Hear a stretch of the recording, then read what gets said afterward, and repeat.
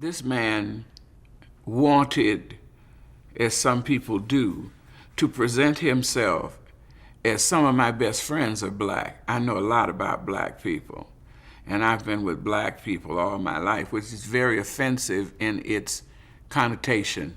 Very offensive. If you did and you like them, why do you have to pull that out? You don't come in and you say, I knew some Spanish people, I knew some Irish people, I knew some English. You don't do that. People are people. And so that friction ran between them. And he was always trying to tell Red how to be funny.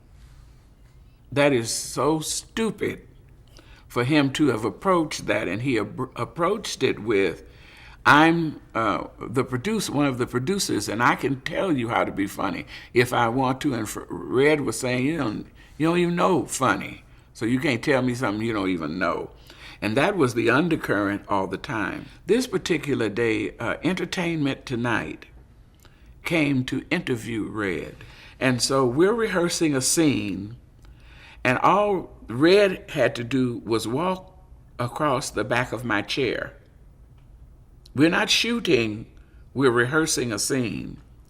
And of course, they sent someone to walk back. And this man says, "Where is Red?" And I said, "He's having an interview with Entertainment Tonight." I said, "But he doesn't have any lines here. He just has to walk. If he's supposed to walk past, he should be in here to walk past." So he goes in there, stops their shooting, and brings Red out. And when Red gets out there and finds out all he has to do is walk across the back of this that anybody could have done, he becomes livid. And he falls. Well, he was always doing pratfalls.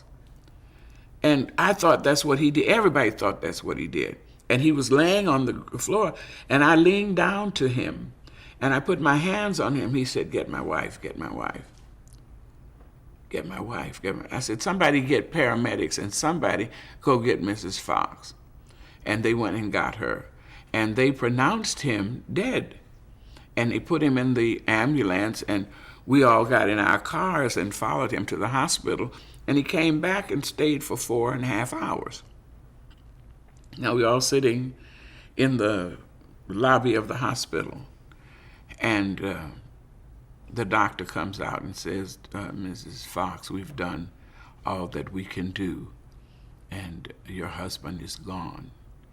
And standing this close were two of the producers. And they said, "What are we going to do with this script?" This script was written for Red and Della. So who are we going to get to? Who's going to replace? She's sitting right here. They just told her that her husband was dead. And I went crazy. I went absolutely insane on everybody. And got in my car and left. And I made up my mind in that car on the way home that I wasn't ever going to do television that way again, because if something happened to me and they treated my husband and my daughter that way, I'd have to come back. And once I go, I don't want to come back. They never did treat him with the respect that he should have been, should have had. He should have had a right out of the show, but instead they stuck Jackie in there. And she's a wonderful comedian, but that was not the time nor the place for her to be. They just reached out and got her and sat her in there. And he never got the treatment he needed. He was not phased out of it, like he didn't get an accident or didn't get sick or something. And so he was no longer in it. Just one day he was there and one day he wasn't.